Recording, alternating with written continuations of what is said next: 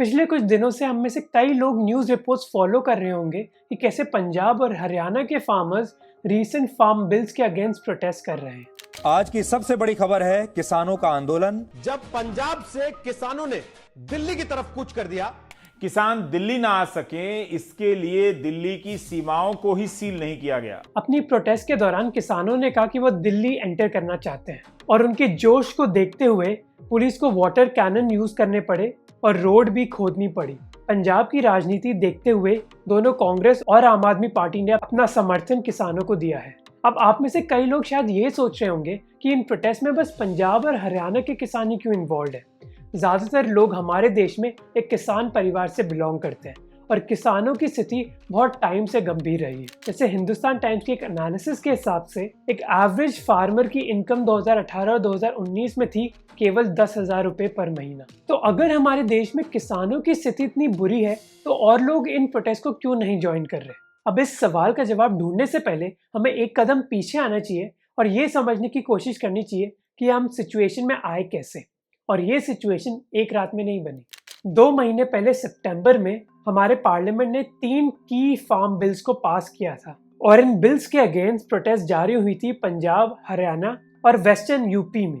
हमने इन बिल्स के बारे में पिछले वीडियो में भी बात करी थी, तो इस वीडियो में हम इन बिल्स की गहराई में नहीं जाएंगे बल्कि ये समझने की कोशिश करेंगे कि इन बिल्स का सबसे ज़्यादा इम्पैक्ट पंजाब और हरियाणा के किसानों पर क्यों होता है। इन बिल्स के खिलाफ पंजाब के किसानों ने एक रेल रोको कैंपेन स्टार्ट कर दिया था 24 सितंबर से 10 लोकेशन से। पंजाब में माल गाड़ियों की सेवाएं ठप पड़ गई थी अक्टूबर के दौरान और 21 अक्टूबर को ही फार्मर यूनियंस ने अनाउंस किया था कि वो अपना रेल रोको का कैंपेन बंद कर देंगे और उन्होंने कहा कि अब माल गाड़ियां वापस से स्टार्ट हो जानी चाहिए। पर इंडियन रेलवेज ने इन डिमांड्स को एक्सेप्ट करने से मना कर दिया। उन्होंने कहा कि पैसेंजर ट्रेन्स और गुड्स ट्रेन एक साथ स्टार्ट होंगी। अब इसका नतीजा क्या था कि बहुत सारे एसेंशियल गुड्स जैसे कोल की डिलीवरी पंजाब में बंद हो गई थी और उससे क्या हुआ, पावर कट्स और लोड शेडिंग। किसानों की लड़ाई हमें बस रेल पटरी में ही नहीं बल्कि पंजाब के पार्लियामेंट में भी देखने को मिली, जब कैप्टन अमरिंदर सिंह ने स्टेट लॉज पास करे जो सेंट्रल लॉज को ओवर रूल कर रहे थे। पर कॉन्स्टिट्यूशनल एक्सपर्ट्स का मानना है कि ज़रूरी नहीं है कि पंजाब के ये बिल्स लॉज में तब्दील हो पाएंगे। इसके बाद किसानों ने अपना दिल्ली चलो कैंपेन स्टार्ट कर दिया था।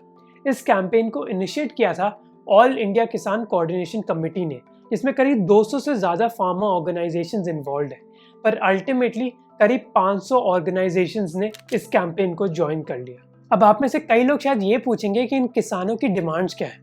उनकी 5 डिमांड्स हैं। पहला कि जो सेंटर ने लॉज क्रिएट करे थे सितंबर में उनको वापस ले लिया जाए। दूसरा कि उनको एक रिटर्न अश्योरेंस मिले कि उनकी उपज के लिए उनको मिनिमम सपोर्ट प्राइस मिलेगा। तीसरा कि इलेक्ट्रिसिटी बिल अमेंडमेंट को ड्रॉप कर दिया जाए जिनके तहत किसानों का मानना है कि उनको बिजली के लिए सब्सिडीज नहीं मिलेंगी। चौथा कि उन प्रोविजंस को वापस ले लिया जाए जिनकी वजह से किसानों को 3 साल की जेल या फिर 1 करोड़ रुपए का फाइन हो सकता है स्टबल बर्निंग के लिए। और लास्टली उन सारे किसानों को रिहा कर दिया जाए जिनको स्टबल बर्निंग की वजह से जेल भेजा गया है। सेंट्रल गवर्नमेंट ने किसानों को आश्वासन देने की कोशिश करी है कि वो उनसे बात करने के लिए तैयार है। प्रधानमंत्री ने इस इश्यू के बारे में चर्चा भी करी थी अपनी मन की बात एपिसोड में और सरकार ने 32 फार्मर ऑर्गेनाइजेशंस के साथ एक मीटिंग भी बुलाई है जिसमें यूनियन मिनिस्टर्स नरेंद्र सिंह तोमर और पीयूष गोयल शामिल होंगे। हमारे गृह मंत्री अमित शाह ने बयान भी दिया कि वो किसानों के साथ बात करने के लिए तैयार है, पर इसके बावजूद किसानों ने अपनी डिमांड्स हटाई नहीं है। और ऐसा नहीं है कि ऐसी मीटिंग्स पहले नहीं हुई हैं, पहले भी ऐसी मीटिंग्स हो चुकी है सेंट्रल और स्टेट गवर्नमेंट और किसान की ऑर्गेनाइजेशंस के साथ, पर इन मीटिंग्स का कोई नतीजा नहीं निकला। इन प्रोटेस्ट के पीछे एक मेन कारण है कि जो पंजाब के किसान हैं उनका भरोसा नहीं है हमारी सेंट्रल सरकार पर कि वो अपने प्रॉमिस को निभाएंगे। यह आश्वासन देने के बाद कि सेंट्रल सरकार एमएसपी रेजीम को चेंज नहीं करेगी, पंजाब के किसान अपनी डिमांड्स पर डटे हुए हैं। इनफैक्ट उन्होंने सेंट्रल सरकार से एक अश्योरेंस मांगा है कि वो गेहूं और धान 10 साल तक एमएसपी पर खरीदेंगे, पर सरकार ने इस प्रपोजल को एक्सेप्ट करने से मना कर दिया है। अब ये समझने की कोशिश करते हैं कि बस पंजाब और हरियाणा के किसान इन प्रोटेस्ट में मौजूद क्यों हैं। ये इसलिए है क्योंकि एमएसपी का सबसे ज़्यादा फायदा उन्हीं किसानों को होता है। एमएसपी एक्चुअली 23 क्रॉप्स पर लागू होती है, पर हमारी सरकार सबसे ज़्यादा गेहूं और धान को ही खरीदती है एमएसपी। करीब 30% गेहूं और धान एमएसपी पर खरीदा जाता है। और किन राज्यों में सबसे ज़्यादा फायदा होता है इनका? जहां ग्रीन रेवोल्यूशन स्टार्ट हुआ था, पंजाब, हरियाणा और वेस्टर्न यूपी। 50% से ज़्यादा प्रोक्योरमेंट इन 3 राज्यों से होती है। हम इन ग्राफ से देख सकते हैं कि सबसे ज़्यादा धान और गेहूं पंजाब और हरियाणा से ही खरीदा जाता है। 2018-19 में हरियाणा की करीब 80% गेहूं प्रोडक्शन MSP पर खरीदा गया था और ये नंबर पंजाब में था 73%। अब पंजाब और हरियाणा के किसानों का MSP से क्यों फायदा होता है? क्योंकि दूसरे राज्यों में एक इंफ्रास्ट्रक्चर ही नहीं है कि हमारी सरकार उधर किसानों से MSP पर उपज खरीद पाए। MS स्वामीनाथन, जिनका एक बहुत बड़ा भाग्य रहा था ग्रीन रेवोल्यूशन पे, उन्होंने कहा था कि APMC मंडी करीब 80 स्क्वायर किलोमीटर की होनी चाहिए और किसी भी किसान के 5 किलोमीटर रेडियस में होनी चाहिए। पर पंजाब, हरियाणा और वेस्टर्न यूपी के अलावा ऐसी मंडियां और राज्यों में इतनी आसानी से नहीं पाई जाती। दूसरे राज्यों में किसानों को बहुत ज़्यादा डिस्टेंस ट्रैवल करना पड़ता है सरकार की मंडियों तक पहुंचने के लिए। इनफैक्ट 2012 के सर्वे के हिसाब से बस 30% किसानों को ही MSP के बारे में जानकारी थी और 13 से 16% ही किसान MSP पर अपनी उपज बेच पाए थे। एक दूसरी सरकार की रिपोर्ट के हिसाब से बस 5.8% किसानों का ही फायदा होता है MSP से। दूसरा कारण है कि जहाँ अन्य राज्यों में धान उगाया जाता है कंजम्पशन के लिए, पंजाब और हरियाणा में वो उगाया जाता है बेचने के लिए, इसलिए उनके लिए MSP का महत्व भी ज़्यादा है। जैसे करीब लास्ट 3 सालों में करीब 80% नॉन बासमती राइस